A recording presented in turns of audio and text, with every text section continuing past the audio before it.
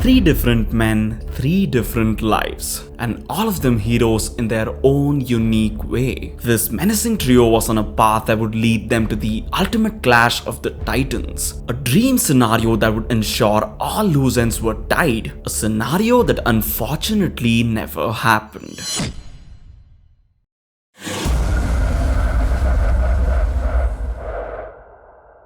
Shay Cormac is unlike any other protagonist in the entire series. The way he was received at the time, and more particularly his writing, left out much to desire. But it goes without a doubt that when we take the raw concept into account, there are only a few better in the entire franchise. A man who had the balls to stand up against what was wrong, even in the face of being branded a traitor for the rest of his life, while having to sacrifice everything and everyone he ever loved. This story also shed light on the grey areas between those we consider good and evil, and how those lines could sometimes be blurred to the point of invisibility. Most people don't even realize that even after his quote-unquote betrayal, he was still sympathetic towards the assassins. He did wipe out a large part of the Brotherhood almost single-handedly, killed his mentor and his best friend in cold blood, and even though general consensus is that he betrayed the Creed, it was actually the Brotherhood that betrayed him. But despite that, it was Shay who compelled Haytham to spare the life of Achilles, who would later go on to train the man who would be the end of the Templar Order of America. The aftermath of Shay's story is unfortunately unknown, which is a crime if you ask me, because the opportunity to create something magical was right f***ing there.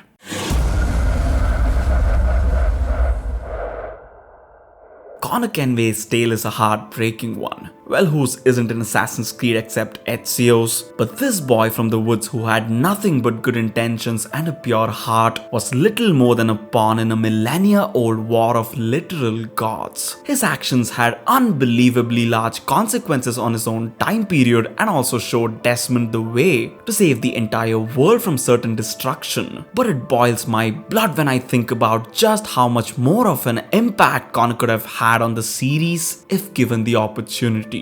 I mean, he's the guy who went to loggerheads with a cerebral monstrosity like Haytham and managed to come out on top. That's no joke, because it was the iron grit of Kenway Sr. that transformed America into a stronghold for the Templars. And proof's in the pudding, because as soon as Connor killed his father, the whole enterprise was in shambles. Also, Connor is the man who in the Assassin's Creed timeline helped shape one of the most powerful nations on the planet, along with a ton of other details that would make him one of the most influential assassins in history. But this was another story that was left ambiguous.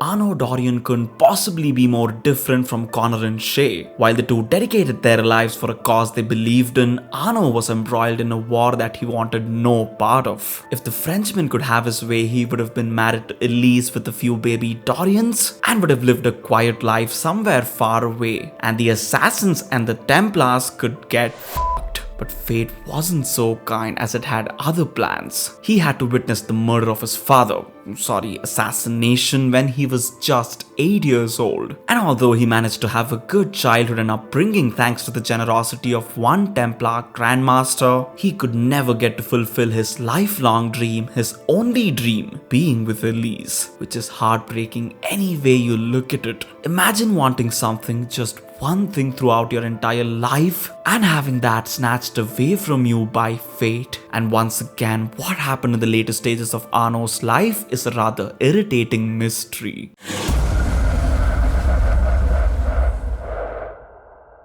These 3 stories were unique and powerful in their own way. Despite some of them being poorly written and or executed, they had the subtle nuances that made them humane and relatable. Be it Achilles becoming vulnerable due to the death of his family, which led him to make some terrible choices since he wasn't stable enough emotionally to realize just how much damage he was inflicting. And that's despite technically being on the good side. Or great leaders of the past making cruel choices which would ruin the lives of thousands, all in the name of the greater good. The same choices which would test the virtue of principled men like it's never been tested before. Even something little like the Templar Grandmaster de la Serra taking Arno, a deceased assassin's son, into his family without any ulterior motives.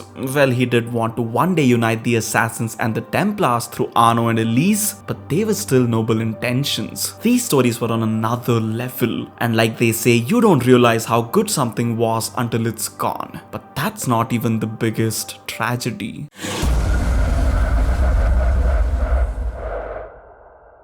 1795. This was the year in which we potentially could have seen the greatest crossover in Assassin's Creed history. Some accounts state that Shay, who at the time would have been 64 years old, was in Europe and presumably a Templar Grandmaster at this point. At the end of Rogue, while assassinating Arno's father Charles, he was to start a revolution of his own against the assassins. And in 1795, Arno would have been just 27 years old. And with Elise gone and a ton of knowledge and experience under his belt already, he apparently decided to do the unexpected, which was nothing. Now that, in my humble opinion, is the biggest missing piece in Unity, which made it seem all too shallow. Why in the world was Arno not bothered about avenging his father's death? It couldn't possibly be lack of information. I mean, someone in the Paris Brotherhood would have definitely mentioned that an unknown assailant executed Charles. How could the writers presume that they could show Arno to be totally unbothered by his own father's death while raging to avenge Monsieur de la Serra and think that as audience would just accept it? A massive misfire any way you look at it. And Shay is a man that had a large rippling effect in the Assassin's Creed world, because it wasn't just Arno's life he destroyed, it was also the entire Assassin Brotherhood of America, with the exception of Achilles. So with Connor being fully dedicated to the Creed and just 39 years old at the time, which would arguably put him in his prime, Haytham already being eliminated from the picture, and Connor clearly being smart enough to realize how dangerous Shay was, how did he never make a move against this rogue assassin? Not for vengeance, but simply because of how much of a threat Shay was. 64 isn't even that old, so he definitely would still be a tactical mastermind, if not a physical specimen at that point. And it's not even like these characters don't have fan bases. I've witnessed firsthand how people would pounce at me to defend Arno. I've also seen how large of a fan base Shay and Connor have, with every criticism being shot down by the fans of these two, who would defend them till kingdom come. And yet these three exceptional stories were just left out like they meant nothing, while nobody's favorite Kassandra seems to be getting appearance after appearance.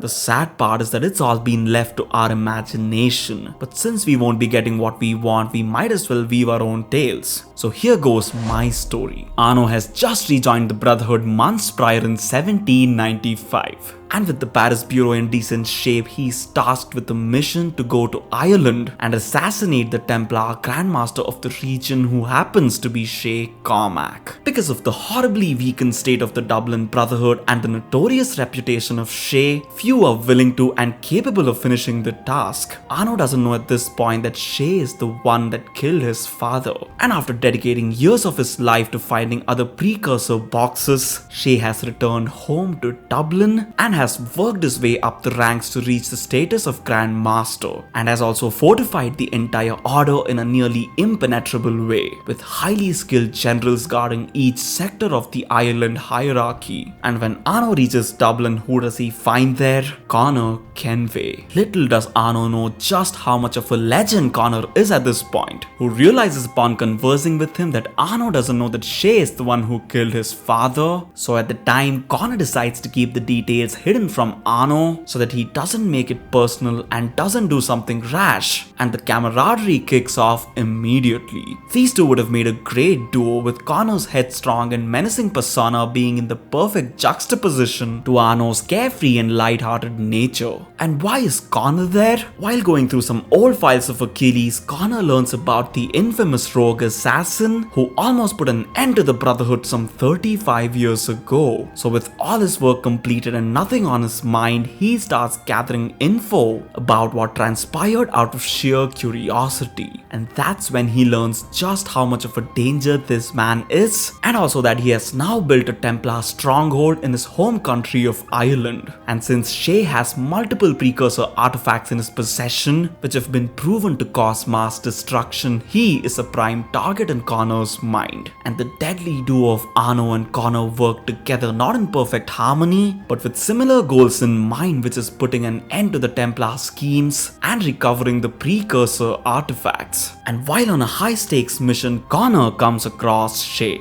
And when the two are doing battle, Connor confronts Shay about his betrayal of the Creed years ago, when Shay responds with his side of the story, while also mentioning Charles Dorian and the circumstances regarding his death. When Arno overhears about what Shay did almost 2 decades ago, which caused his entire life to derail. Overcome with hate and vengeance, he tries to take down Shay all by himself, but the lack of coordination between the two gives Shay an opportunity to escape. Arno then decides to go after Shay single-handedly, but is opposed by Connor, as he knows that Arno alone doesn't stand a chance against him. This also gives Connor a perspective about how Achilles would have felt all those years ago when Connor was acting the same as Arno is. And after a ton of back and forth, multiple instances of one-upsmanship, and several implosions, the two assassins finally get on the same page. And in the concluding battle, Shay, who's been preparing for this confrontation since the last time they went to war, gives these two the fight of their lives. But with perfect teamwork and synergy, they take down this exceptionally skilled Grandmaster, who at the time of his death tells them that he's proud of the fact that they are strong enough to make the hard choices and work together in spite of any disagreements. And that's what he's always wanted out of the Brotherhood, to look out for the greater good. The whole saga would have been a decade or more long, with each chapter revealing more and more about the lives of these three beloved assassins after the events of their respective stories transpired. And this one game would have put a perfect and satisfying end to 3 long-standing stories. It also would have established Shay as a force to be reckoned with, while giving the players a chance to see a fantasy crossover which could have had incredible options, like the character switch, which Syndicate wasn't able to pull off well, and ongoing linear stories the likes of which we saw in GTA 5 or Resident Evil 4, which would have provided a vast array of perspectives in every single scenario.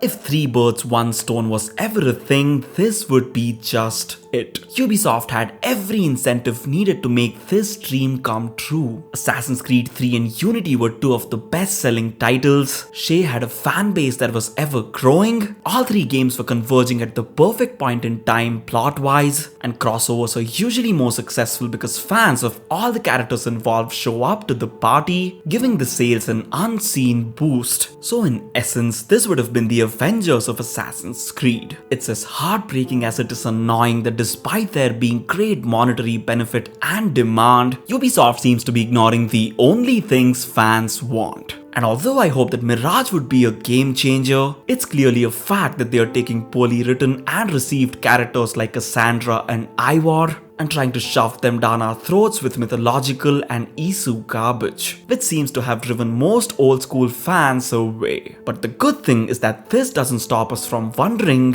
what if?